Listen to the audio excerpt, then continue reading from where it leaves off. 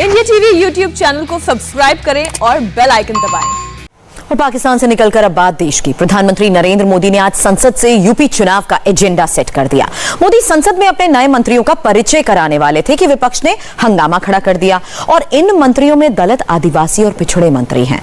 UP में दलित और पिछड़ा वोट बैंक की सियासत करने वाली पार्टियों को मोदी ने करारा जवाब दिया। संसद में क्या बोले नरेंद्र मोदी और इस बयान का यूपी के सियासी समीकरण से क्या है रिश्ता, देखिए और समझिए।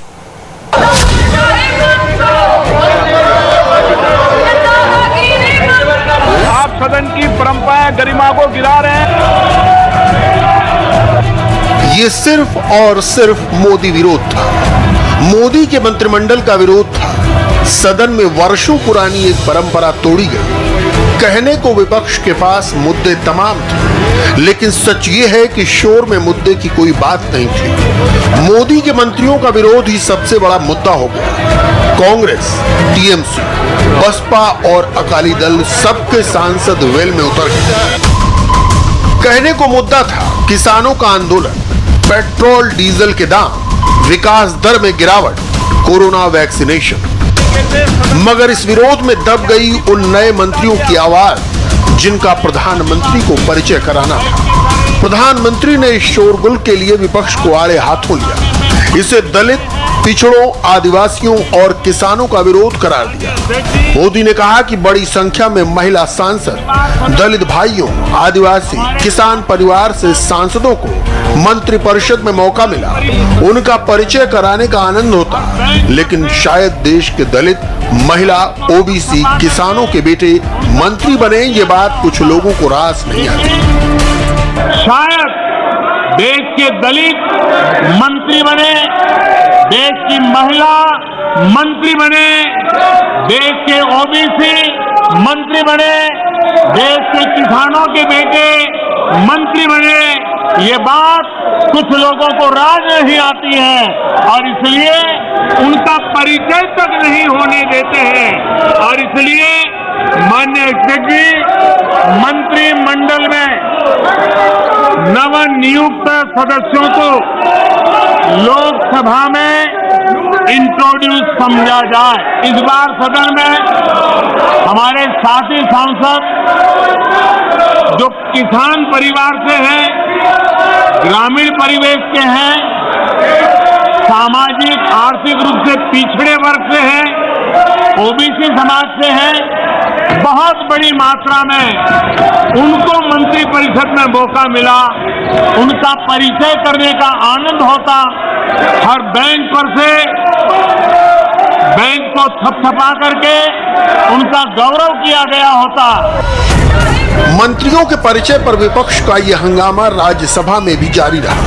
वहां तो शोर इतना था कि प्रधानमंत्री की आवाज इस शोरगुल में डूब गई। पर मोदी ने वहां भी दो टूक अंदाज में सवाल उठाया। ये कौन सी मानसिकता है जो इन वर्गों का मंत्री होना बर्दाश्त नहीं करता। आज एक ऐसा अवसर है इस सदन का जब इस देश के गांव के परिवार के बच्चे आज जब मंत्री बनकर के इस सम्मानीय सदन में उनका परिचय हो रहा है तो कुछ लोगों को बड़ी पीड़ा हो रही है। आज इस सदन में महिलाएं जो मंत्री बनी हैं उनका परिचय हो रहा है। वो कौन सी महिला विरोधी मानसिकता है कि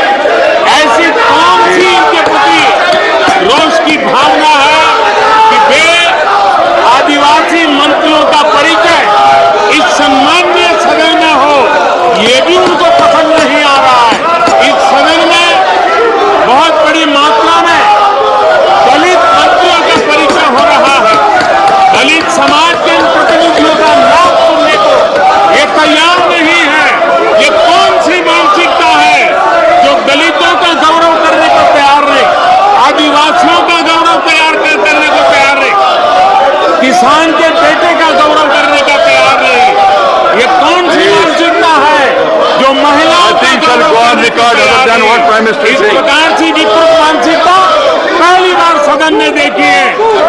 माननीय सभापति जी, मंत्रिमंडल में नवनियुक्त सदस्यों को राज्यसभा में इंट्रोड्यूस समझा जाए।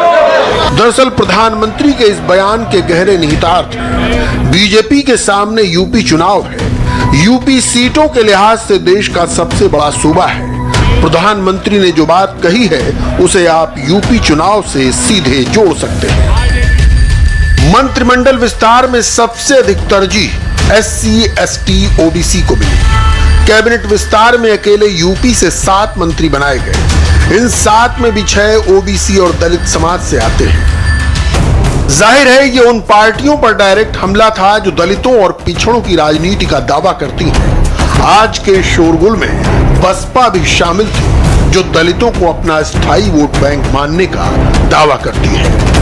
अगर बात करनी होती तो वो बात खाली बुला करके और किसानों को फिर परेशान करके वापस भेजने का काम करते हैं, कोई सॉल्यूशन नहीं करते हैं। आज अगर सॉल्यूशन करना होता एक लाइन में कर सकते हैं कि हम जो है कानूनों को वापस लेते हैं, कानून वापस ले लें, सॉल्यूशन हो जाएगा। फिर जो बातचीत करनी है वो करें और नया कानून ले करके आए। हम लोग कब कह रहे हैं कि नया कानून न लाइए, बातचीत करिए, अच्छा सा एक कानून लेके आइए। यूपी चुनाव से पहले 3 दलित और 3 OBC केंद्र में मंत्री बने हैं। मंत्री भानु प्रताप वर्मा कोरी समाज से आते हैं। यूपी में कोरी वोट बैंक करीब 6% है। मंत्री कौशल किशोर पासी समाज से आते हैं। दलितों में जाटव के बाद दूसरा सबसे बड़ा वोट बैंक पासी समाज का है, करीब 16% वोटर्स हैं। मंत्री SP सिंह बघेल अनुसूचित जाति से हैं। यूपी में पाल बघेल वोट बैंक करीब 5% है। नरेंद्र मोदी ने संसद में महिला मंत्रियों की बात की तो यूपी से अपना दल की अनुप्रिया पटेल भी वाणिज्य उद्योग राज्य मंत्री बनाई गई हैं। अनुप्रिया पटेल कुर्मी समाज से आती हैं। सबसे बड़ा वोट बैंक OBC और उसमें कुर्मी वोट से करीब 7%। मंत्री पंकज चौधरी भी कुर्मी समाज का चेहरा है। इनके जरिए भी OBC वोट बैंक को ही साधने की तैयारी है। प्रधानमंत्री ने विपक्ष को आड़े हाथों लेते हुए किसानों का भी जिक्र किया। किसान यूपी पंजाब दोनों जगह बड़ा मुद्दा है। प्रधानमंत्री के इस हमले से तीर यूपी और पंजाब दोनों जगह लगा है। अकाली दल ने किसान कानून के सवाल पर सरकार छोड़ी और उसे पूरी उम्मीद है कि वो अपनी खोई साख हासिल कर पंजाब में फिर सरकार में आने में कामयाब रहेगी। पिछले साल से किसान सड़कों में बैठे हैं, तूफान का सामना कर रहे हैं, गर्मी का सामना कर रहे हैं, मच्छरों को बीमारियों का सामना कर रहे हैं। 500 किसान शहीद हो गए हैं, पर सेंटर की सरकार कोई परवाह नहीं कर रही। डिक्टेटरशिप जैसे माहौल बनाया है। ये डेमोक्रेटिक सिस्टम है देश का। कॉन्स्टिट्यूशन बनी थी, किस लिए बनी थी? कि लोगों की आवाज़ सुनी जाए, दबाई ना जाए। ये जो काम कर रहा है दबाने का काम कर रहा है। कृषि मंत्री कह रहे हैं हम लोग बातचीत करने को तैयार। कहाँ की है बातचीत? बातचीत कहते हैं कि हम वापस नहीं करेंगे, फिर करो बातचीत। आप शर्तें थोड़ी रख सकते हो। बादल परिवार की उम्मीद कैप्टन और सिद्धू के झगड़े के बाद और बढ़ी है, मगर पीएम का जो दांव है वो पंजाब से ज्यादा यूपी के लिए है। योगी के खिलाफ लामबंद हो रहा विपक्ष किसान आंदोलन को मुद्दा बनाने की फिराक में है। प्रधानमंत्री का ये बयान सीधे यूपी के दलित, पिछड़ों और किसानों को ध्यान में रखकर था, जिन लोगों को जातियों के गणित पर बहुत भरोसा है और जो किसानों के सहारे सरकार में पहुंचने की फिराक में है। उन्हें पीएम मोदी के इस दाव ने चारों खाने चित कर दिया। प्रधानमंत्री ने उन लोगों के आरोपों को भी बड़े करीने से धो दिया जो ये आरोप लगाते हैं कि बीजेपी तो सवर्णों की पार्टी है। बहरहाल राज्यसभा में अब सदन के नेता पीयूष गोयल होंगे, वो थावर चंद गहलोत की जगह लेंगे। पीयूष गोयल के साथ साथ प्रमोशन मुख्तार अब्बास नकवी का भी हुआ है। उन्हें उपनेता की पीयूष गोयल वाली सीट मिली है, मगर सदन में पहले ही दिन पीयूष गोयल और कांग्रेस के नेता मल्लिकार्जुन खड़गे के बीच तीखी बहस हो गई। मुद्दा था एक मंत्री की नागरिकता का। खड़गे ने इस मुद्दे को उठाया और उसका जवाब पीयूष गोयल ने बहुत करारे अंदाज में दिया।